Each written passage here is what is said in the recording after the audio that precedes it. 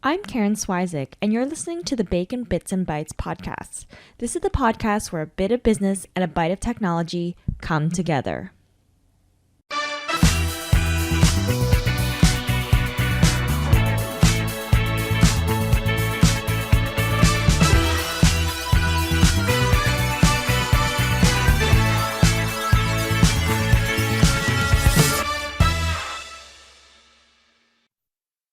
Hello, everyone, and welcome to another episode of the Bacon Bits and Bytes podcast. And today with me, I have Stefani Blazevic. Stephanie left the corporate world to pursue running her own business as a certified HR consultant, helping small to mid-sized businesses with recruitment, branding, and HR. She is hoping to change the HR landscape in a technology-driven era, and she is currently writing a thesis for her master's program focused on employer branding. Welcome to the show, Stephanie. Hi, how are you? Good, thanks. How are you? I'm doing well. Awesome. So I'm always curious to hear about why people chose their certain field that they're in. So how did you decide to focus on HR? Yeah, of course. Okay, well, I somewhat landed here, to be quite honest with you. I had gone to university for environmental management, although it was very difficult to find a role in that field. And I had a very small gig that I actually was a team lead for recruiting for a team with Mosaic. And since I had that word recruitment on my resume, it was actually picked up by somebody, a recruiter on Indeed. And then from there, it kind of just catapulted. And I think the intrinsic rewards of being able to give somebody a position or help them find a career that they're passionate about really, at the end of the day, it makes it worth it for me. Mm-hmm. What made you transition from working in corporate to doing HR consulting? Yeah, of course. It's always been my goal. I had started on the agency side in recruitment. And upon leaving, I told my boss, you know what, I'm going to get corporate experience. And then after that, I'm going to start up my own firm. I got the corporate experience. I stayed there for a little while because it was a ton of fun and I was doing really great things. But then at the end of the day, I think I need to do what's best for me. And everything just aligned for me to finally open this up on a full-time basis. And then, for the past year or so, I've been pursuing my master's, which has also guided me along this trek. So I'm really excited to be where I am right now. So I'm curious to know what made you decide to pursue your master's, because I had bounced between the idea of pursuing my master's. I have a degree in science, and I had thought about pursuing like a master's in kin or in food microbiology or food technology. Oh, wow. But Okay. for some reason, I don't know, for me personally, if it was like because I had been working for quite some time, but the idea of working and going back to school, it does not fly with me. Yeah, so I think for me, I had taken a little bit of a hiatus and I thought, you know what's a better way to integrate myself and to learn more about all the HR processes that I hadn't really learned about during my corporate time or agency time. So I thought, you know what, let's apply. I applied, I got in. I went to a few sessions to learn what it was all about. To be honest with you, everyone thinks, master's, it's going to be so much time and energy. For me, it was literally one day a month. It was very part-time. It was manageable. And I absolutely loved it. And I think the relationships that you make while you're completing your master's, I don't think that you can find that elsewhere. And all the expertise that comes along from your professors, that even once, I graduate, I know that if I reach out to them for assistance for an HR consulting issue that I'm having, I know that they're willing to help, not to mention all of my peers as well. Mm. So since this podcast is about business and technology, I thought we'd talk a little bit about tech, because in our previous convo, you had mentioned that, you found yourself to always be a techie type person. So what is it about tech that you enjoy learning? Yeah, of course. I think for tech, I think as we're entering this digital space and time period where almost, well, I don't want to say almost everything, but a lot of things can be automated and you don't actually need to physically be there doing them, which will alleviate time, give you back time at the end of the day to, create relationships, whether that be with candidates or with your coworkers or colleagues or clients. I just think it gives you back time overall. Yeah, for sure. I'm a huge believer, and I think given the fact that when you're running your own business, you feel it's one of those things where you have control of your time. You can design your time, but at the same time, that also can, lead to taking on too many things and feeling like you don't have enough time. So then that can also eventually lead to, looking for ways to reduce time. So I'm just talking like, for example, I'm not sure if anybody uses the scheduling app, but I love Acuity Okay. Yeah. because you can schedule appointments and it gives you automatic reminders, and then the people who you're meeting with, it also gives them reminders as well, so there's not a lot of like back and forth and they can Mhm. also like automatically schedule if you give them the link and access to your calendar. Yes. So with respect to your particular industry, HR, do you consider it to be an industry that is somewhat resistant to adapt to technology? Yeah, agency side. At that time, I don't know if things have changed. I hope they have, but I wasn't even allowed to go on LinkedIn during my working hours because Really? it was almost deemed as like a Facebook. So I would go home and I would be, scraping LinkedIn, connecting with others, really trying to get my name out there. And obviously to meet clients as well as, down the line to get a corporate role, which I did land. So it did pay off. But not only that, even with Loblaw, for example, and I used a scheduling tool like you had mentioned called Calendly. Mm-hmm. Security at Loblaw's head office did not allow it just because it was, intertwining with the Outlook email support. So IT on site said no to using this. Although for me and for many other recruiters, it's a complete time saver instead of going back and forth with a candidate, calling them, leaving messages, trying to set up a time. And then later on, when I joined another organization, they were also picking up the phone and dialing numbers. So I said, why not use Calendly? And they definitely took to it. I think they're still using it to this day. So I'm very happy about that.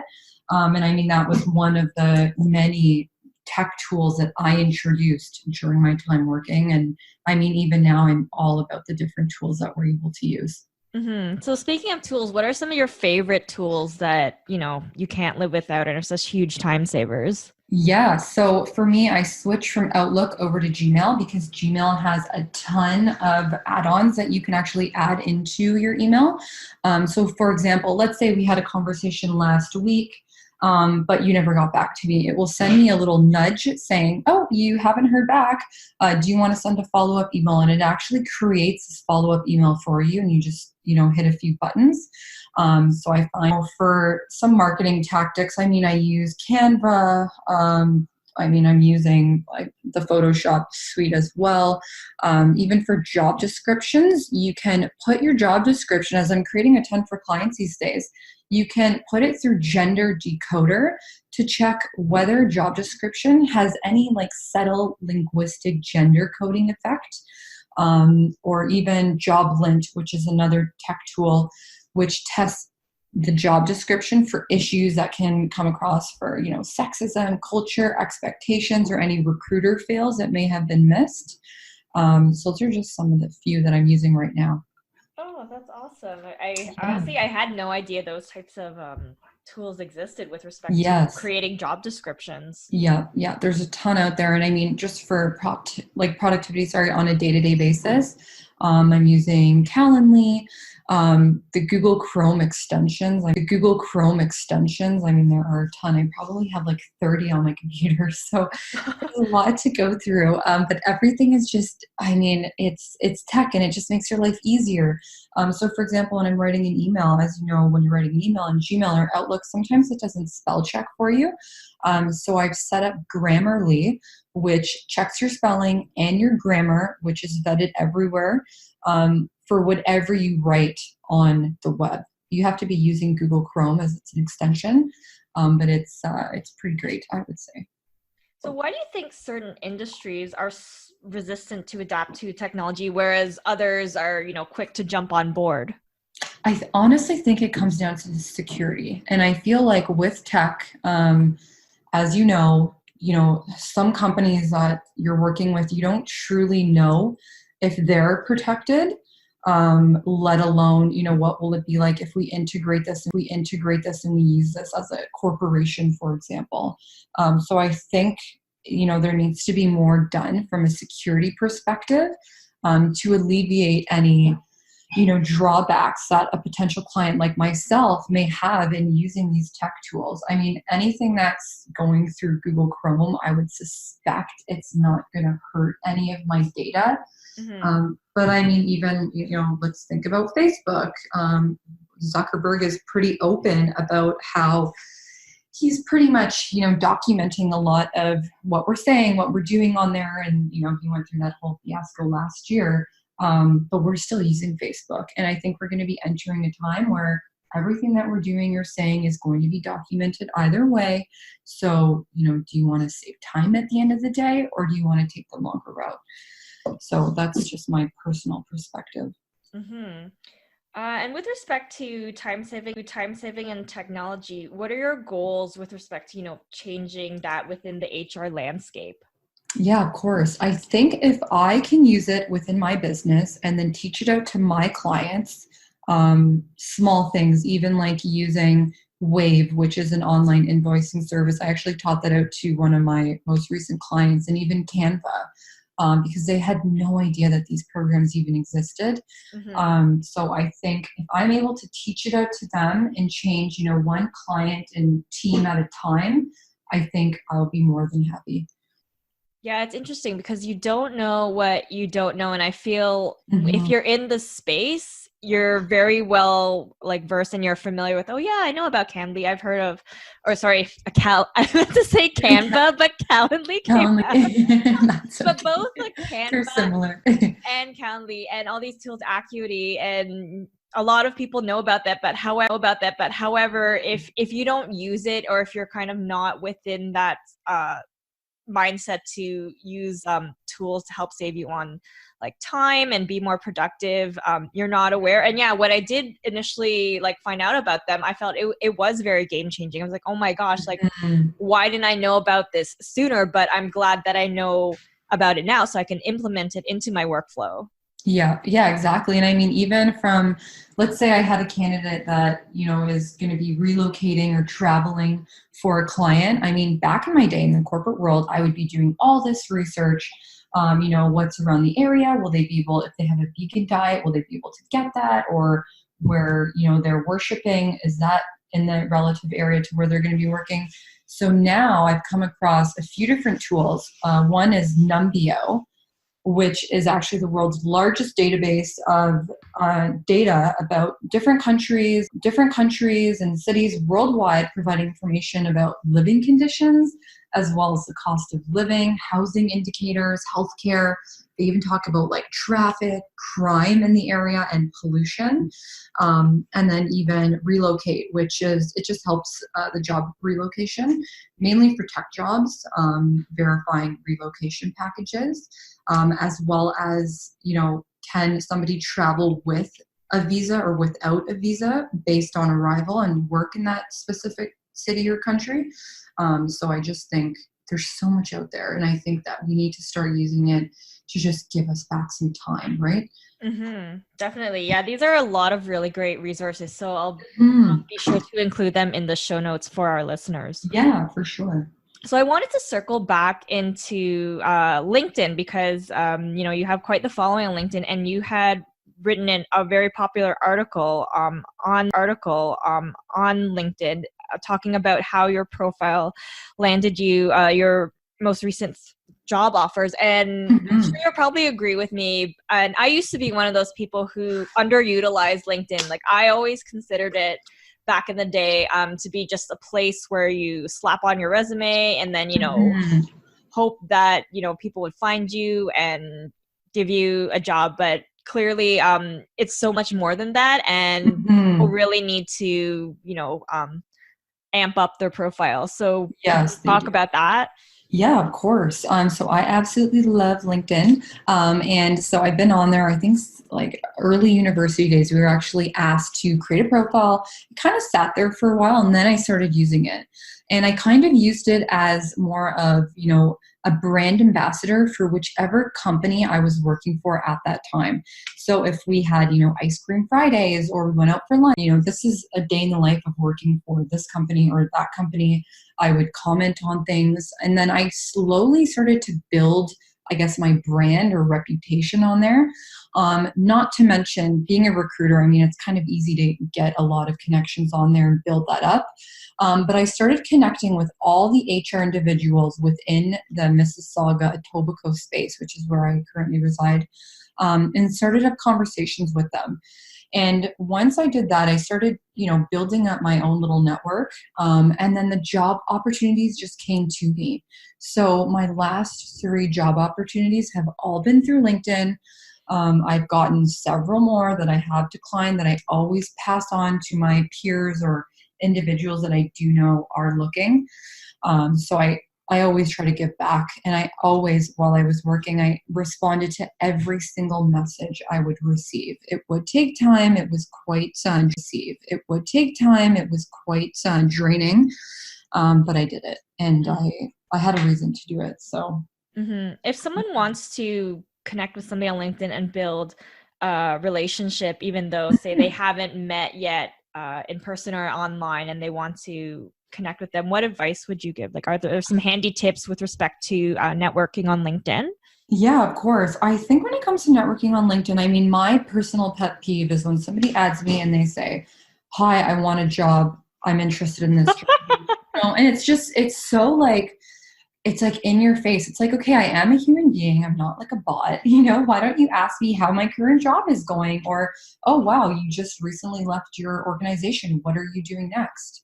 I think asking a particular question, because everybody loves to talk about themselves, right? So I think asking a question about whoever you're reaching out to, like, oh, I see you went to school here, or you worked at and what they've liked or commented on. So you can kind of gain some introspection in regards to their likes and what they're interested in.